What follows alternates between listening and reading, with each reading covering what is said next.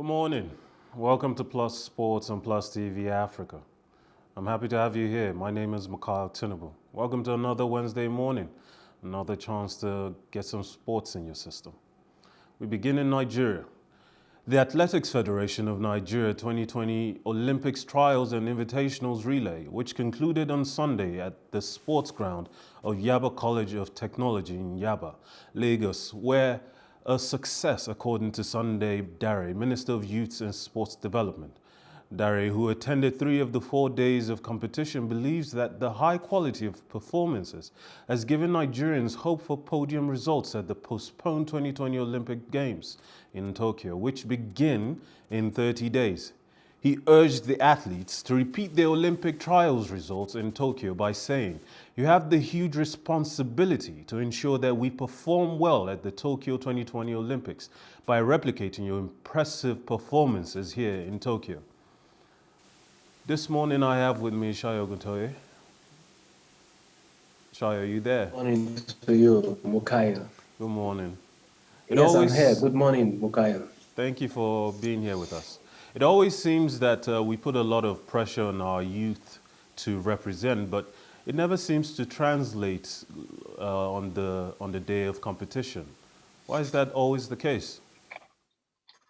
We have a good approach when it comes to competitions, and I, for one, I've not expected magic, from these athletes. If you do the right thing, you get the right result.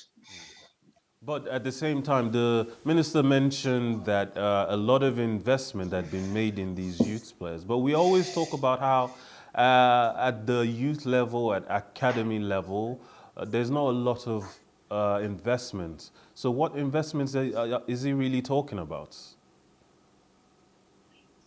Well, if in the case of what we are still talking about, there are still little investment he must have put in, but it's not just enough. It's not enough when we talk about going into tournaments or events.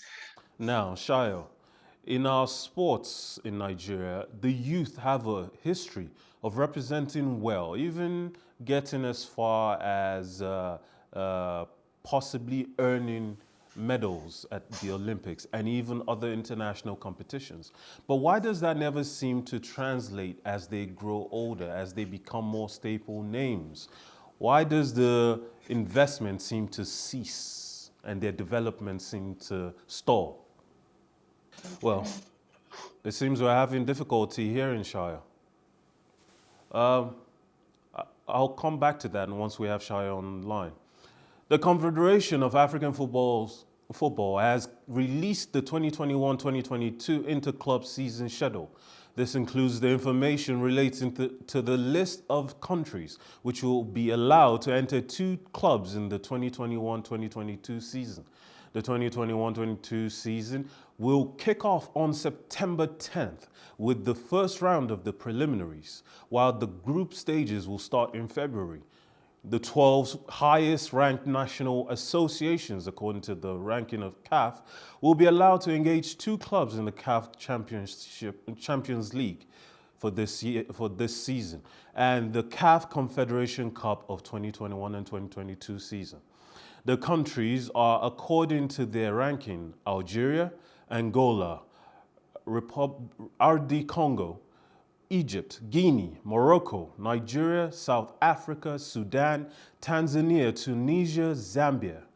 Also, CAF has extended the 5 substitutions per game rule for the 2021-2022 inter-club season. Croatia coach Zlatko Dalic was full of praise for veteran Luka Modric after his goal helped them to a 3-1 victory over Scotland and secure qualification for the Euro 2020 knockout stages. They ended up finishing second in Group D. It was winner take all in Glasgow with 3 points, meaning certain qualification for the knockout stages for either team, and a tense match was settled by Modric's stunning curler in the 62nd minute before Ivan Perisic's flicked header from a corner late on took the game beyond doubt. Nikola Vlasic was named man of the match, and he said the Croatians never had any doubts that they win even when Scotland equalized. Croatia will now play Group E runners-up, which is yet to be decided among Sweden, Slovakia, Spain or Poland in Copenhagen on Monday, June 28th. We managed to get some football away, managed to play through them, but no, I think overall Croatia were the better team on the night, and sometimes you just have to accept that. We tried as hard as we could. We tried to find our way back in even after the 2-1, and then conceded the third one from a set play, which is disappointing. But we kept going to the end. We kept working. We're disappointed the tournament ended early for us, but we've got a lot to be happy about. The way we got there after 23 years. We've got a lot to be happy about the way we approached the tournament. We tried to compete. We tried to play as well as we could. And unfortunately not quite good enough to get out the group stage and get to the knockout round. But we'll learn from it. Now, I would like to go back to Sayo. Sayo, are you here? Yeah. Welcome back, Mr. Thank you for coming back on. I was asking, why does it seem that even though our youth athletes always seem to demonstrate and represent us well, their development seems to stall as they grow older? Why is that? Well, the reason is not far-fetched. For one, they've been able to have an abrupt preparation en route to the youth tournament, and then they go there, they perform. That shows you the talent, the gift these athletes have. And now at the proper now, for the main event, for the proper now, they do not have what it takes because it's no longer an age grade thing any longer. It is now for the adults, for the matured ones, and that is where you start separating the boys from the men. So I think it's just a matter of preparation. Put a right a square peg in a square hole, not in a round hole, and I think we'll start getting results from there. But then I have played a fair bit of sports in my time, and I always seem to get better the more I played with better players. And if I happen to play with mediocre players in any sports, my talent seems to depreciate.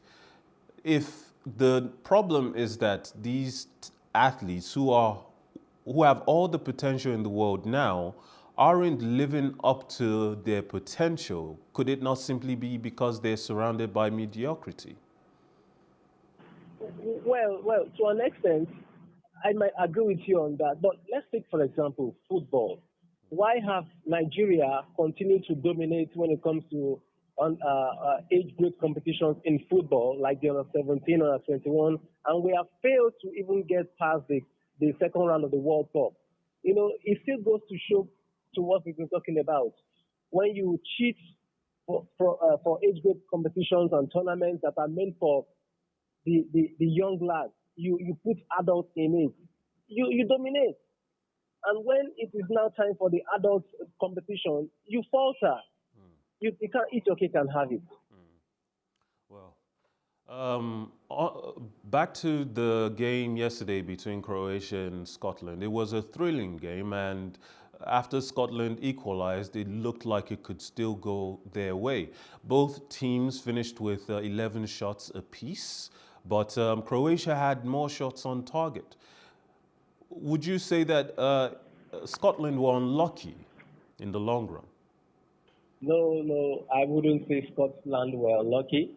Don't forget that Croatia has they are a team of a better pedigree than Scotland. They were in the last World Cup, and they also took second place in the World Cup. So they also have great, amazing players in the middle of the park and also in the attack line. So it was just a matter of time. Scotland were going to reach a bus stop. It was the bus stop was Croatia. Well, Luka Modric now has become the youngest player to ever score for Croatia, and simultaneously also has now become the oldest player to score for his national team. Is there an end in sight for this man's career? For Luka Modric? Yes. Well, he's already in the twilight of his career. He's had an amazing career. From the move of Tottenham to Madrid, everything has gone on well for him. He has also transferred that same momentum into the national team of Croatia, and he is an inspiring player. He carries the team on his shoulders. He's old, yes, we know that, but I think he can still give Croatia like 1 more or 2 more years before he retires. Well, now in the other game for Group D, England delivered an efficient but hardly scintillating display to beat Czech Republic 1-0 with an early Raheem Sterling header on Tuesday to advance to Euro 2020 last 16 as Group D winners. Sterling scored his and England's second goal of the competition in the 12th minute. But the initial injection of pace, intensity and crowd-pleasing excitement brought by Jack Grealish and teenager Bukayo Saka gradually dissipated as the game petered out into an utterly forgettable second half. The Czechs have also gone through, though, as one of the best third-place teams in the tournament. England will return to Wembley on Tuesday to face the runners-up from Group E, which is likely to be France, Germany or Portugal, while the Czechs will have to wait to find out who they play. For Croatia, second half goals from Luka Modric and Ivan Perisic helped them book their spot in the last 16 with a 3-1 win over Scotland. Let's hear from England manager Gareth Southgate and England midfielder Bukayo Saka. These will be different games. We know world champions, European champions and Germany, who to me look like they're back on song. They've brought some very experienced players back in. So whoever we play, really, really tough opposition. But we've sort of known that for 18 months. We've known the route through. And the good thing from our point of view, I think we're still improving. We look difficult to play against. There's more to come from us. We've got more match minutes on the pitch for some important players. And that squad depth is going to be important because I felt like we've run out of steam a little bit in a couple of the games. And to be able to make the changes and the substitutions has been really helpful to manage the games. For me, I think I just try to stick to what I do all season. Of course, it's a big game, and I think probably one of the biggest games in my career easily. And I had all day to think about it that I was playing, but I have faith in God, faith in myself, and I have the backing of my manager, the backing of my teammates. Everyone believes in me. They encourage me and stuff like that. So when you have all of this, it just gives you confidence more than it makes you nervous. Yeah, I think, of course, before the objective was to win the group, top the group and qualify. And we've done that, so that's job done. And now it's on to the next round. And of course, it's gonna be much harder teams that we're gonna come up against, whoever we face. But I think we can take a lot of confidence from this group, having not conceded a single goal, and of course, having played really well in this last game, playing some good attacking football and stuff like that. So I think going into the game, whoever we come up against, we can go into the game with real confidence, especially it being at Wembley as well with our fans. And now Bukayo Saka. He seems to be an indomitable talent. At his age, I have not seen him play poorly, not in one game for England. He's already proven himself to be a national team player. Of course, Bukayo Saka has graduated from playing as a talent for Arsenal to a mainstay player now for Arsenal. And he has also moved it also into his national team career. He's becoming an amazing player, and I just begin to wonder why he didn't actually switch his allegiance to play for Nigeria. So having said that, I think Group D itself has been one of the most boring groups in this Euro 2020, in 2021. I can tell you this because England has scored just 2 goals in 3 games. How do you explain that? And then they still come out top of the group, whereas it's just been boring. There is no, there is no suspense there. I mean, we all know England were going to qualify. We all know Croatia were going to. So there is no much suspense there. Unlike the group that involved Denmark and Belgium, where in fact they had to still wait until the very last minute and start, looking at scores on the other center there. I mean, it's not just a nice group to watch, honestly. Sayo, I was thinking about this a couple of days ago, that it would be so sad if the group of death, where Portugal, Germany, and France are playing in, if one of these three teams happen to not qualify because they're all so good. Now, I can only imagine if England found themselves in such a group. We wouldn't be talking about them qualifying. We wouldn't even be talking about them topping the league, topping the table. Is this team just too bogged down by the football that they play, the kind of football that they play? Is it just too not good enough for this level of competition? Yes, it's not good enough. Like you said, if England were in the group where we have Germany, France, they wouldn't have qualified. I don't even think they would have qualified also as one of the best losers. England's performances have been poor. Gareth Southgate looks to me like he's short of ideas. He doesn't know who to play, who not to play, who to sit on the bench.